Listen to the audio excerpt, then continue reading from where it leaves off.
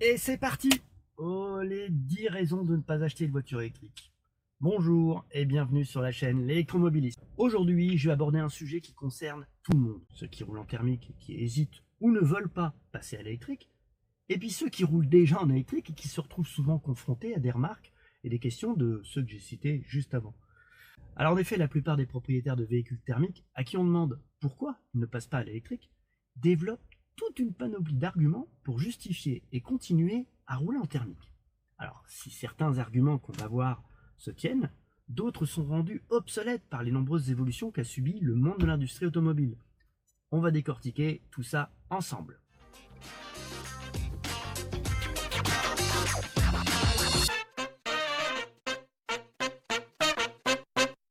Bonjour à tous, moi c'est David. Alors avant d'attaquer cette vidéo, j'ai un petit message à faire passer. Tout d'abord, merci à tous mes abonnés, de plus en plus nombreux chaque jour.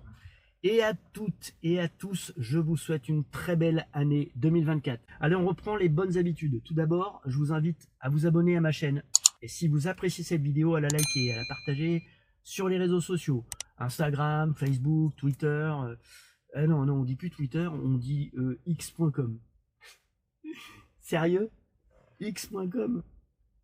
Entre nous, vous trouvez pas que ça fait un peu X.com? Enfin, si en regardant cette vidéo, vous changez d'avis et souhaitez acquérir comme moi une Tesla 1, vous trouverez mon lien de parrainage dans le descriptif. Petite mise au point tout de même avant d'entrer dans le vif du sujet. L'idée de cette vidéo, c'est pas d'obliger les gens à passer électrique tout de suite, ni de casser du sucre sur ceux qui roulent en thermique. Parce qu'il ne faut pas oublier que quasiment 100% de ceux qui roulent aujourd'hui en électrique roulaient avant ça en thermique. Et puis j'ajoute que si vous roulez en thermique et que vous n'envisagez pas de changer de voiture tout de suite, alors effectivement, le mieux reste de garder votre véhicule le plus longtemps possible. Par contre, si vous devez changer de voiture parce qu'elle est en fin de vie, qu'elle commence à vous coûter cher, qu'elle ne convient plus à votre usage ou toute autre raison, alors effectivement, un nouveau véhicule thermique, ce serait dommage. En tout cas, pas avant d'avoir vu ma vidéo. Ah oui, alors pour ceux qui découvrent ma vidéo, un dernier truc, à la fin de mes vidéos, je fais toujours une petite scène post-générique. Alors quels sont ces arguments? Tout d'abord, nous allons voir les arguments qui ne tiennent pas la route, sans jeu de mots. Les voitures électriques n'ont pas assez d'autonomie. Alors il faut savoir que la distance moyenne de déplacement des Français, elle est d'environ 50 km par jour.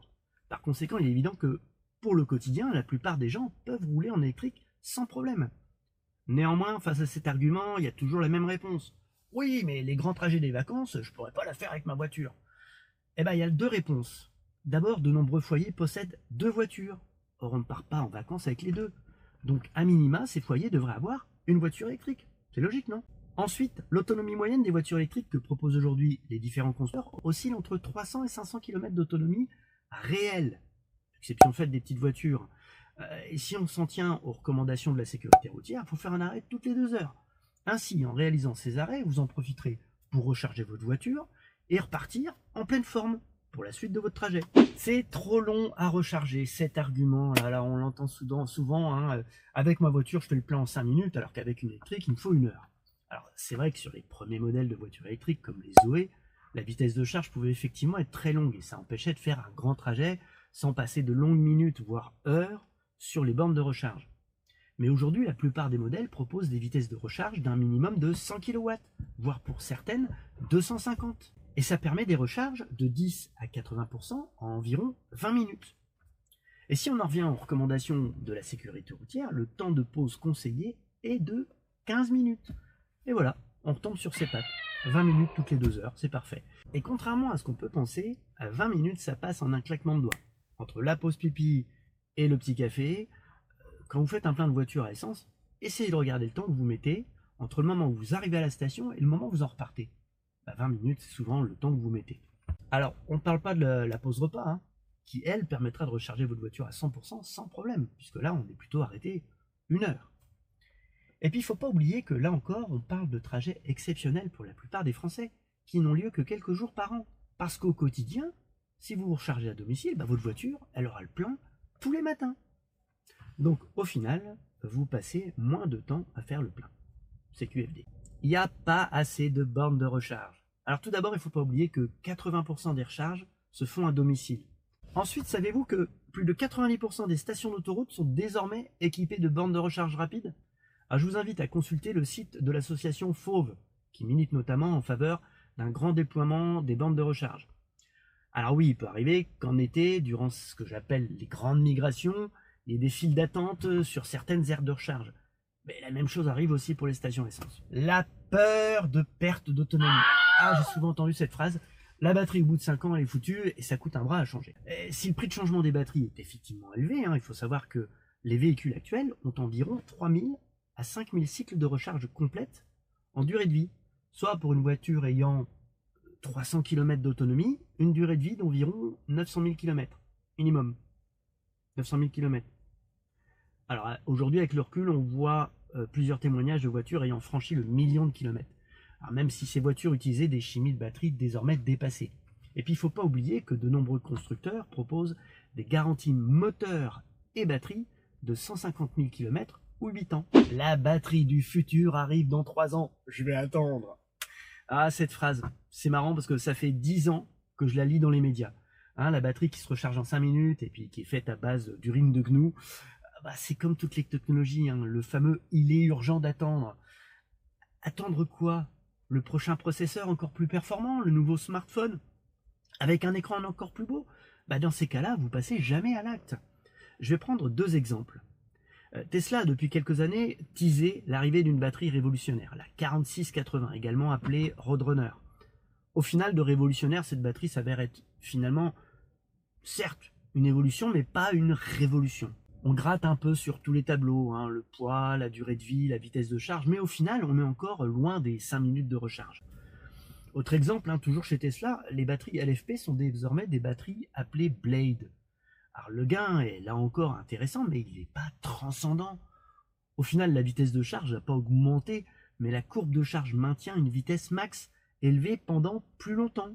Bon alors franchement, si c'est ça votre argument, passez à l'électrique maintenant.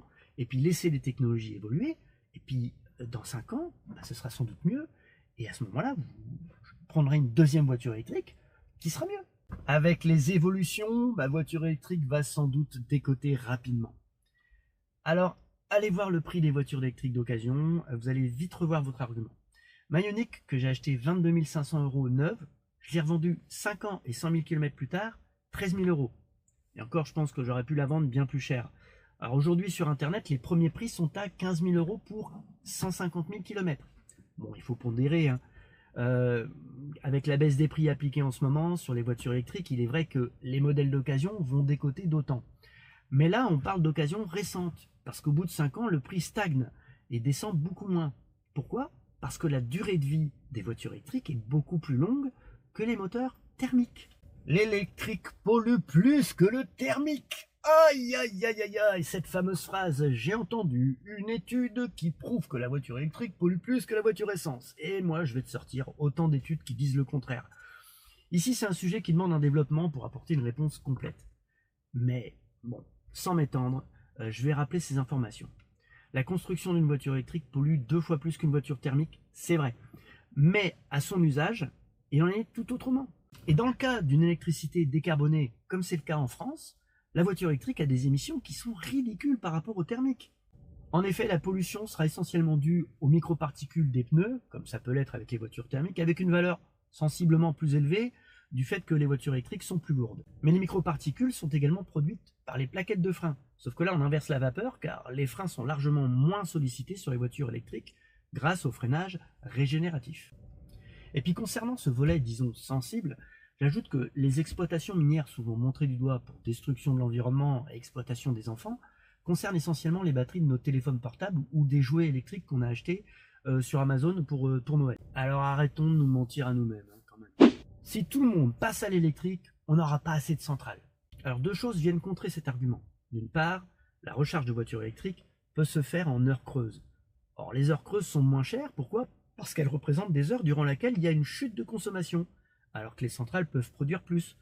Donc la consommation des voitures électriques peut avoir lieu durant des périodes de forte disponibilité des centrales, qui, rappelons-le, peuvent produire de l'électricité à la demande.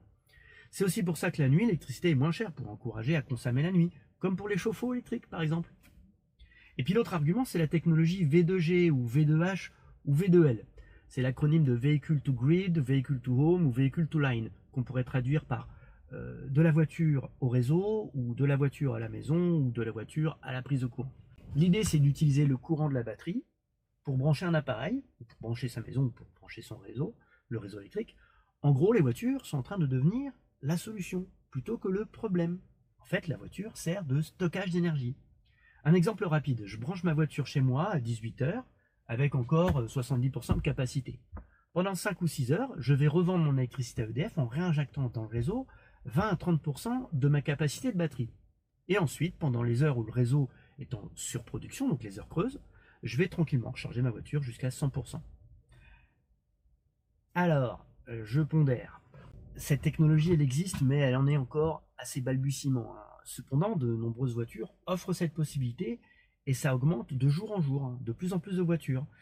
Et pour ceux qui disent que ça va endommager la batterie plus vite, il ne faut pas oublier qu'aujourd'hui, les batteries offrent 5000 cycles de recharge complète pour 300 ou 400 km d'autonomie, soit 2 millions de kilomètres.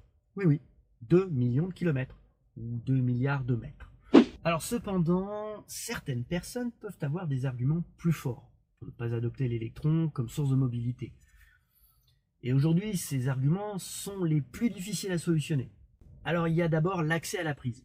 Habiter en appartement sans stationnement privatif ou place de parking électrifiée, ça rend effectivement plus compliqué l'usage d'une voiture électrique. Mais habiter en ville, c'est aussi avoir accès à beaucoup plus de choses sans avoir besoin de voiture au quotidien. À partir de là, les déplacements peuvent être moins polluants. Transport en commun, vélo, marche à pied, trottinette électrique. Et oui. Alors beaucoup de Parisiens, par exemple, n'ont pas de voiture. Et il reste possible de louer ponctuellement une voiture pour les trajets de vacances. Je parle même pas de l'idée de prendre le train et louer uniquement une voiture électrique sur son lieu de vacances. Alors c'est vrai que pour ces cas-là, la voiture électrique n'est pas forcément la solution. Et garder une voiture thermique qu'on utilise peu, ça reste un choix cohérent. Néanmoins, on voit de plus en plus de propriétaires de voitures électriques qui rechargent leur voiture une fois par semaine sur un superchargeur parce qu'ils n'ont pas de prise à la maison. Et il ne faut pas oublier que les lois évoluent. Les prises sur les lieux de travail, l'électrification des places de parking, les choses avancent. Enfin, il y a un dernier argument fort et c'est pour moi le plus injuste. L'absence de moyens financiers. Oui, c'est vrai, on fait des économies en roulant en électrique. Il faut compter entre 2 et 3 euros pour faire 100 km. Mais l'achat d'une voiture électrique, ça reste quand même pour une grande partie de la population un luxe qu'ils ne peuvent pas se permettre. En gros, la voiture électrique, c'est un truc de bobo. Et puis, la voiture électrique à 100 euros par mois, c'est pas encore vraiment une solution adaptée. En effet, les voitures à 100 euros par mois sont pas forcément des véhicules qui permettent de traverser la France. Et puis, ceux qui y prétendent n'ont pas forcément les moyens de mettre 100 euros par mois dans une voiture. Et ils n'ont que rarement un accès à la prise. Heureusement, on entend déjà parler de la Mégane E-Tech, par exemple, ou de la nouvelle Citroën C3 électrique, qui serait éligible à cette subvention, et qui, pour le coup, peuvent traverser la France. Alors encore une fois, les choses avancent et les motifs pour ne pas basculer à l'électrique sont de moins en moins nombreux. Mais les derniers remparts à franchir sont les plus difficiles. Et si dans ma présentation, on peut comprendre que la plupart des freins sont des freins psychologiques, c'est bien sûr un vrai frein, évidemment. La raison financière, on comprend, c'est le plus gros défi qui reste à relever par l'industrie automobile et par les gouvernements. Personnellement, je prône l'économie circulaire, en gros la réutilisation, la vente, l'achat d'occasion, une des solutions aux nombreux problèmes écolo-économiques. Je vous invite à regarder d'ailleurs ma vidéo sur les voitures électriques d'occasion. C'est une solution dont j'ai pas trop parlé. Le prix en occasion reste encore élevé pour les foyers modestes, mais c'est une solution qui vient s'installer naturellement dans notre économie.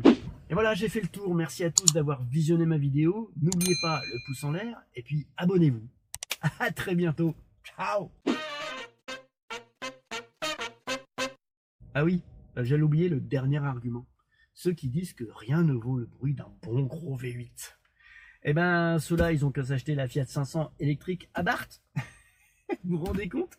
Ils ont fait une voiture avec un bruit de moteur thermique. Ils ont fait une voiture électrique qui fait vroom. C'est vraiment n'importe quoi. Ils sont tarés. Non mais bon, n'importe quoi. Enfin, allez. Ciao les biquets. À plus.